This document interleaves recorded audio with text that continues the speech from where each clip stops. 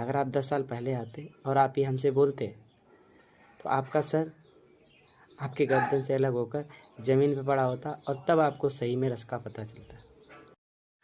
एक बार गौतम बुद्ध रास्ते से जा रहे होते हैं। गांव के कुछ लोग उन्हें अपने पास बुला लेते हैं। अब बुला के सीधा सीधा गालियां देना शुरू कर देते हैं। गौतम बुद्ध भिखारी के वेश में वही फटे कपड़े, गंदे कपड़े पहने हुए जा रहे थे। उनके पास जाते हैं।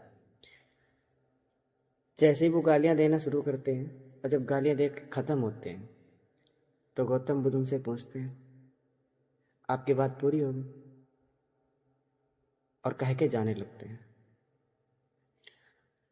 तभी वो आदमी पूछता है उनसे कि हमने आपको इतनी गालियां दी और आप आराम से जा रहे हैं, आप इसको पूछ रहे हैं कि आपकी बात खत्म होगी? तो गौतम बुद्ध कहते हैं कि आपके लिए गालियां होगी, हमारे लिए बात है कि हमने, वो आदमी बोलता है हमने आपको इतनी गालियां दी, आपको इनमें कोई रस नहीं लगा? तो बोलते हैं मुझे इसके रस से क्या लेना देना, मेरे लिए कोई रस की बात नहीं है, मेरे लिए सिर्फ बात है। और हाँ, अगर आपको रस ही लेना था तो आप देर से आए हैं, आपको 10 साल पहले आना होता है। अगर आप 10 साल पहले आते और आप ये हमसे बोलते तो आपका सर आपके गर्दन से अलग होकर ज़मीन पे पड़ा होता और तब आपको सही में रस का पता चलता। उन्होंने कहा, गौतम बुद्ध ने, कि मैं 10 साल पहले किसी के शब्दों से संचालित होता था, आज मैं खुद का मालिक हूँ।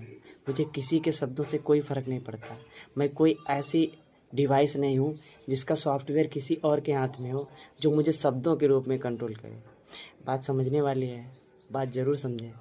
ये सही बात है कि अगर आप किसी के शब्दों से कंट्रोल हो रहे हैं तो आप इंसान नहीं हैं और आपका खुद के ऊपर कोई कंट्रोल नहीं है।